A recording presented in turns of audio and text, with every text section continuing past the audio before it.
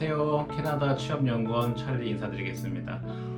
오늘은 여러분에게 캐나다에 대한 내용으로 취업에 대한 부분을 설명드리고자 합니다. 캐나다 취업을 어떻게 할 수 있는가?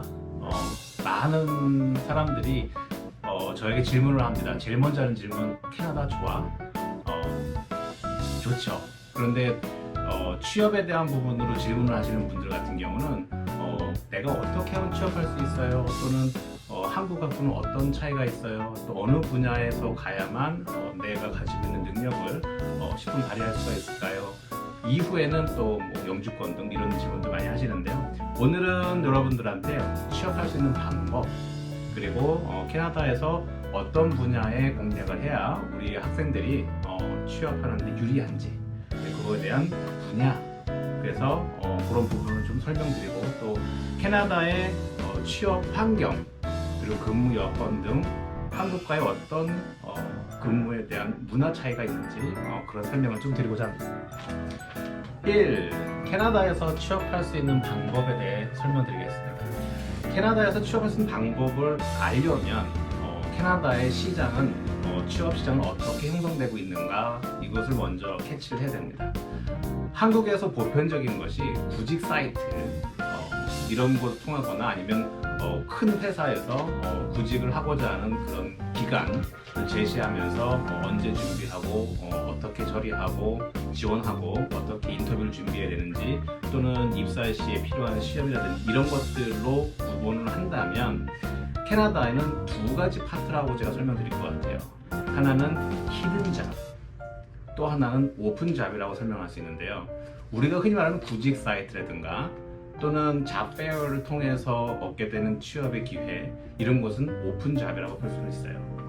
그런데 히든 잡은 인맥이라든가 우리가 이제 흔히 말해서 콜드 콜이라고 표현을 하는데, 방문을 하거나 아니면 내가 관심 있는 회사에 직접 문을 두드리는 거죠. 그렇게 해서 진행하는 것을 콜드 콜이라는 표현을 쓰면서 히든 잡에 해당됩니다. 희한하게도 캐나다는 70%가 히든 잡에 해당됩니다.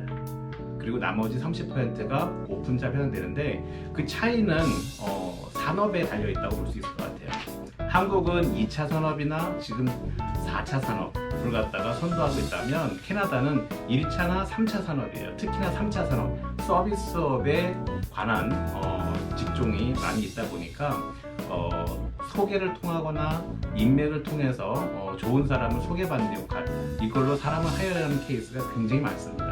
그래서 히든 잡의 포션으로 캐나다에서 이루어지는 것이 많다. 네, 첫 번째로 한국 사람들이 가장 접근하기 용이한 방법, 그리고 많이 친숙해 있는 방법, 구직 사이트에 대한 설명을 좀 해볼게요. 그리고 코업 인턴십이라든가 또는 이제 칼리지를 졸업하거나 서티피케이트 프로그램 또는 디플로마 프로그램을 통해서 일정 기간의 교육을 통하고 연관되어 있는 산업에 취업을 하는 분야에 대한 설명을 간략하게 좀 설명해 드릴게요. 먼저 한국에서 가장 많이 이용하는 방법, 온라인으로 구직하는 활동에 대한 것인데요. 우리에게는 제일 익숙하죠. 편안한 방법이고 채용 공고를 보고 마음에 드는 곳에 지원하는 방식입니다. 한국에서도 유명한 구직 사이트가 있죠. 그리고 잡코리아라든가 알바몬이라든가 하는 곳에 어플라이를 해서 알람 설정까지 이렇게 받으면서 하는데, 캐나다에도 있을까요? 있습니다.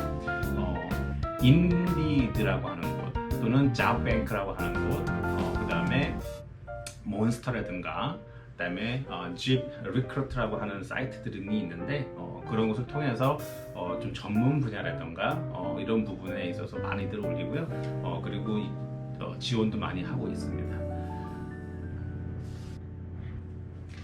두 번째로는 캐나다의 인턴십 또는 칼리지 프로그램의 내용을 온라인이나 이런 걸 찾아보면 쉽게 찾아볼 수가 있을 텐데요. 인턴십 프로그램은 영어가 익숙치가 않은 사람들이 사전에 어떤 교육을 통해서 언어에 대한 습득과 그 다음에 사전에 관련된 분야에 대한 내용들을 충분히 연습을 하고 시장에 나가야겠죠. 그래서 인턴십 과정들을 하는데 단기간에는 6개월 공부하고 또 같은 기간만큼의 코어 비자를 통해서 6개월 인턴십을 하든가 또는 프랙티컴을 통해서 실무 경험을 쌓게 되는 과정이 있습니다. 물론 대학을 졸업을 하고 PGWP라고 하는 졸업 이후에 받는 워킹 퍼밋으로 구직 활동을 하는 경우도 있습니다. 세 번째로는 잡페어를 통해서 취업을 하는 것입니다. 잡페어는 한국에서도 굉장히 잘 알려져 있죠. 그리고 쉽게 접할 수가 있고 친숙하다 할 수 있겠습니다. 장점이라고 한다 그러면 실질적으로 내가 희망하는 회사를 가서 볼 수 있다는 것, 그리고 그 자리에서 인터뷰를 통해서 구직 활동이 가능하다는 것, 그리고 구직에 대한 송사에 대한 비율이 인터뷰를 통하는 거기 때문에 좀 더 빨리 그 대답을 얻을 수가 있겠죠.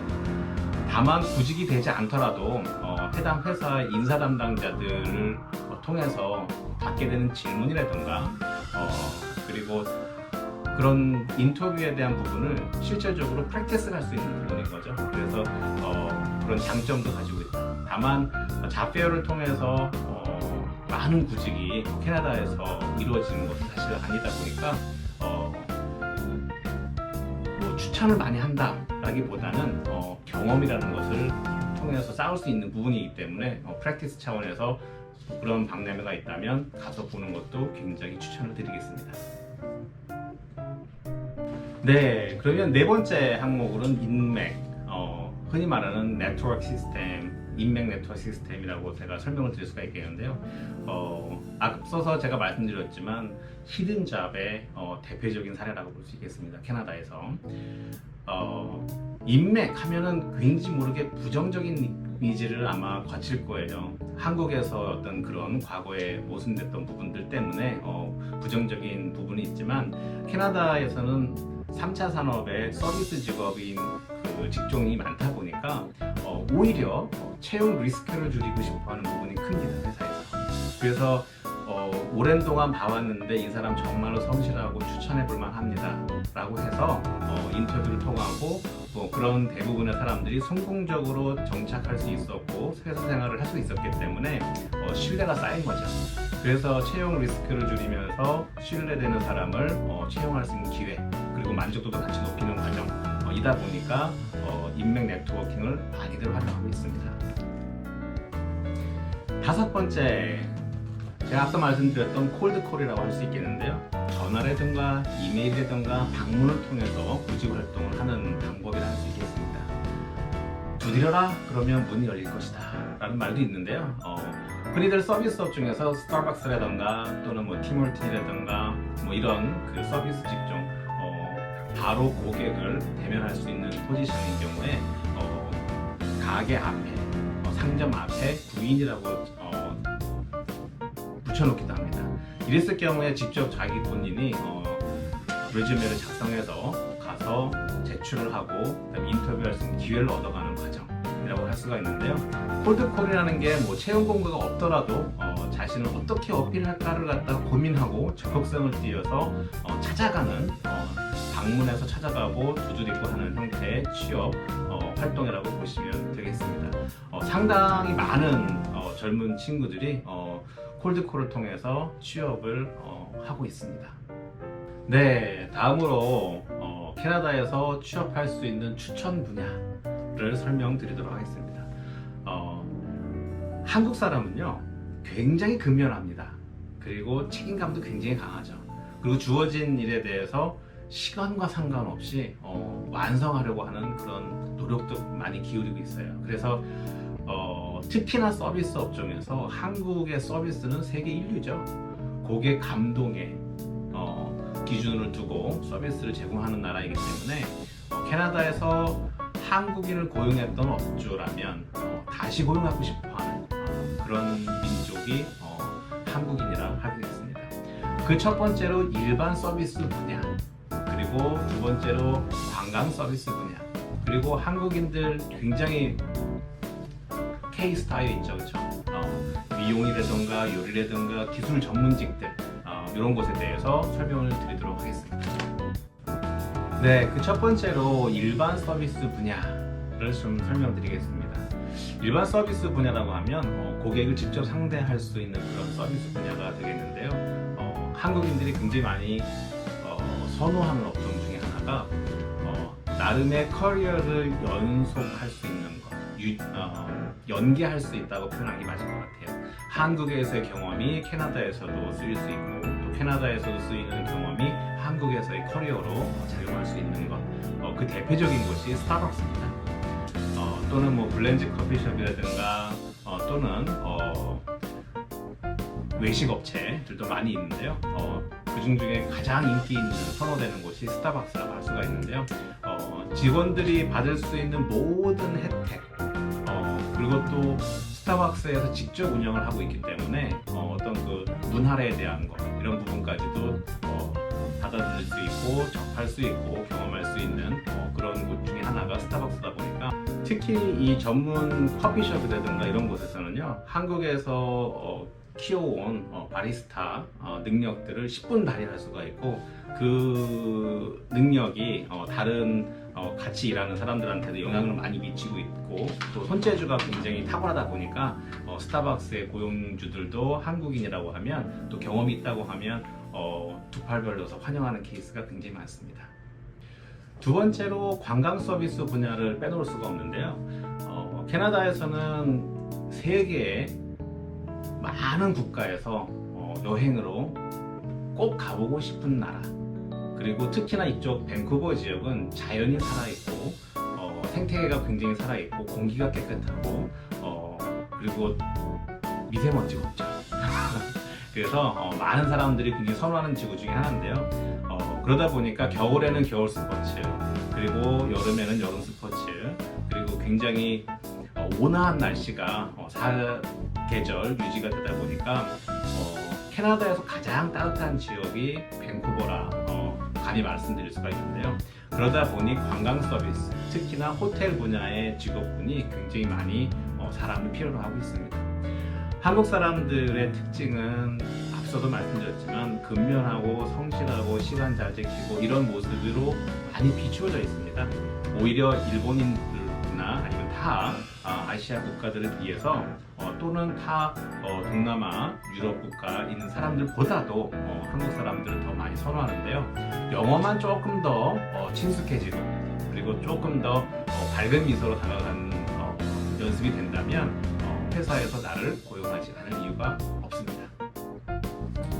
특히나 이 서비스 직업군에서는 캐나다에 방문하는 외국인 비율을 본다면 한국인, 또 중국인, 또 일본인도 있고요. 그다음에 라틴 아메리카 국제 학생들, 굉장히 많은 사람들이 캐나다에 옵니다. 물론 가까운 미국에서도 많이 오고요. 한국 사람들은 한번 고객을 접하고 나면 굉장히 다가서는 거는 상상 이상으로 잘 하죠.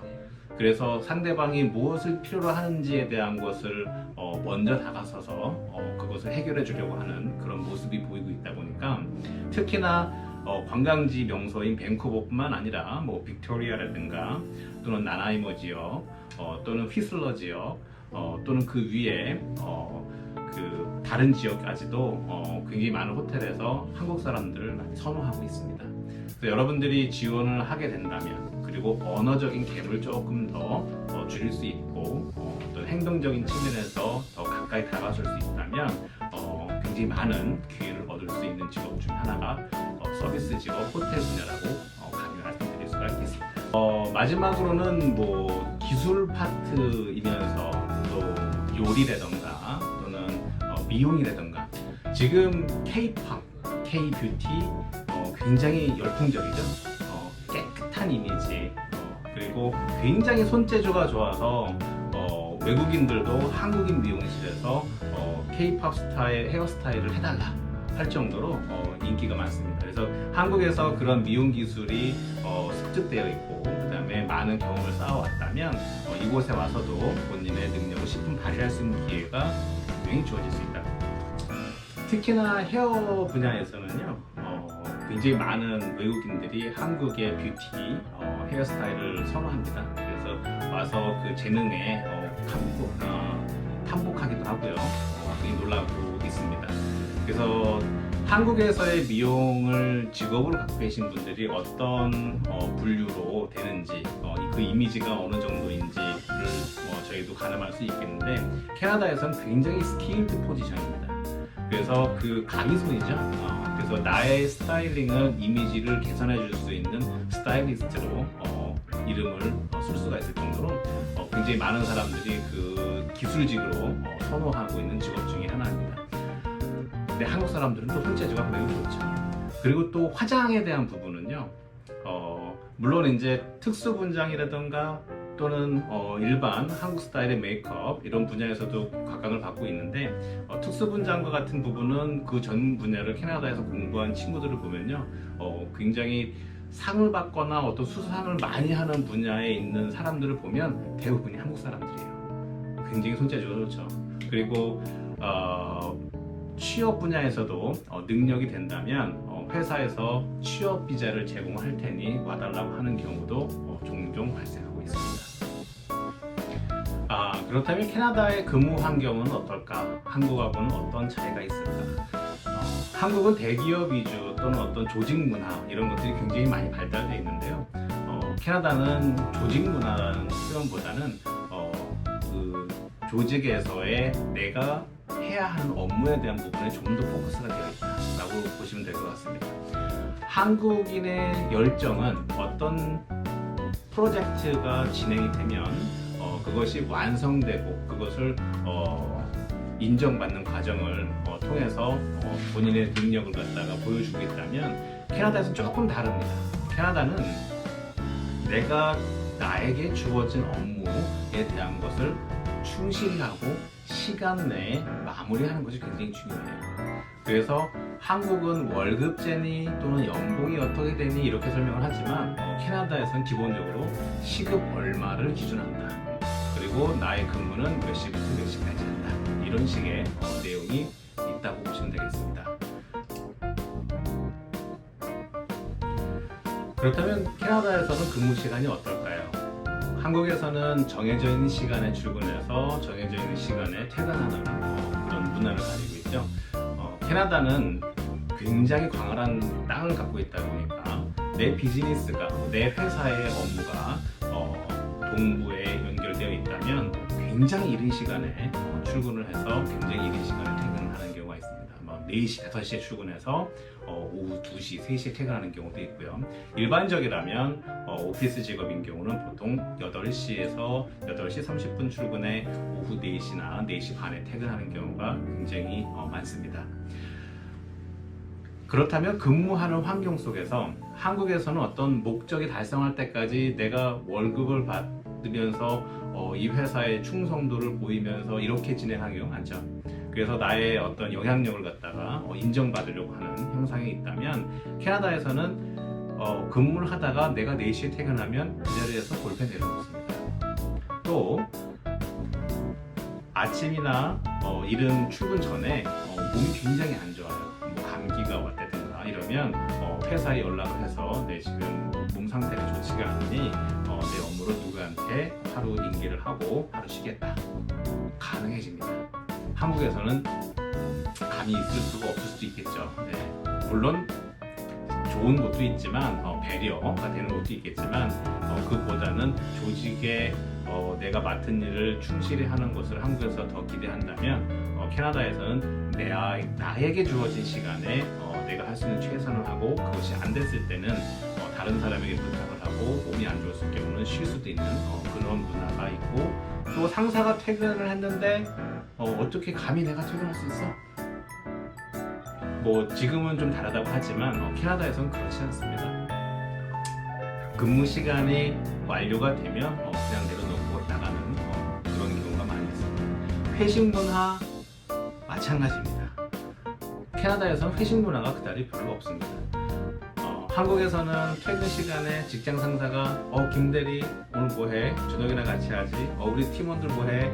밥이나 같이 먹지? 하면 마치 근무의 연속이 되는 것처럼 진행이 된다면, 캐나다에서는 사실 그런 부분은 별로 없습니다. 내가 주어진 업무가 마무리가 되면 다른 시간대에 퇴근을 하기 때문에 그런 식의 것은 거의 존재하기가 어렵고요. 다만 이벤트가 있죠. 예를 들어서 창립일이라던가 또는 우리 멤버들 중에 누군가가 생일을 맞이했다든가 이랬을 경우에는 기념 행사, 직원들과 함께하는 파티 이런 식의 것을 진행을 하고요. 그 외에는 특별하게 개인적으로 조직들끼리 모여서 단체 활동이라든가 회식이라든가 이런 것들은 많이 없기는 합니다. 그러면 휴가는 어떨까요? 한국은 보통 여름이나 뭐 어떤 정해져 있는 기간에 휴가 플랜을 한국의 상사에게 제출을 하고 그것을 허락을 받는 그런 형태라면 캐나다는 조금 더 플렉시블하다라고 볼 수 있겠습니다. 다인종, 다문화가 있는 곳 중에 하나가 밴쿠버고요. 또 이 밴쿠버 지역에서 일하는 사람들이 가지고 있는 그들만의 문화라던가 그다음에 시즌 그런 것이 있다 보니까 조금 달리 사용하긴 합니다. 그래서 굉장히 플렉시블한 일정으로 휴가를 쓸 수가 있고 또 머티리티 리브라고 해서 출산 휴가에 대한 부분도 굉장히 관대하게 잡혀져 있기도 합니다. 그래서 캐나다의 대부분 회사의 특징 중에 이거 하나만 기억하시면 될 것 같아요. 캐나다 회사들이 가장 중요하게 여기는 것은 work-life balance다. 일과 삶의 균형을 이루는 것. 이것이 가장 중요한 요소라고 판단하고 그것을 위해서 내 가정을 위해서 내 삶을 위해서 시간을 할애하고 일을 한다. 이렇게 보시면 될 것 같아요. 그것이 가장 큰 차이점이겠습니다. 그리고 가장 중요한 부분 중에 하나죠. 급여. 캐나다는 굉장히 땅이 넓다 그랬죠. 그렇죠? 그다음에 문화라든가 그다음에 산업군도 굉장히 많은 지역이 분포되어 있습니다. 특히나 BC주는 1차 산업과 3차 산업이 굉장히 많이 발달되어 있는데요. 특히나 3차 산업이죠. 그러다 보니 돈의 흐름이 굉장히 많은 도시가 밴쿠버이기도 합니다. 서부에 비해서 동부가 기본급이 훨씬 세요. 예를 들어서 우리가 많이 보는 퀘벡 13.5불 정도 내외가 되는 것으로 제가 알고 있고요. 그리고 온타리오주, 토론토가 있는 온타리오주죠. 14불 초반대입니다. BC주 현재 14불 후반대고요. 그 다음에 내년에는 15불 초반대로 또 올라섭니다. 가장 비싼 주 중에 하나가 되어가는 거죠. 네, 지금까지 캐나다의 삶에 대해서 그리고 정착 아니죠. 취업에 대한 부분 그런 부분에 대해서 설명을 드렸는데요. 제 캐나다 삶은 그랬습니다. 처음엔 두렵고 또 외로움과의 싸움이기도 했습니다. 그런데 어느덧 십수년이라는 시간을 캐나다에서 살다 보니 나의 삶과 내 가정의 삶 아주 훌륭한 선택이었다. 저는 그렇게 믿고 있고요. 또 환경적인 부분, 교육적인 부분 여러 가지 측면에서 여러분들이 갖고 있는 그 열정과 젊음에 도전장을 내볼 만한 가치가 있는 나라라고 저는 충분히 믿고 있습니다. 여러분들의 도전 지지하겠습니다. 감사합니다.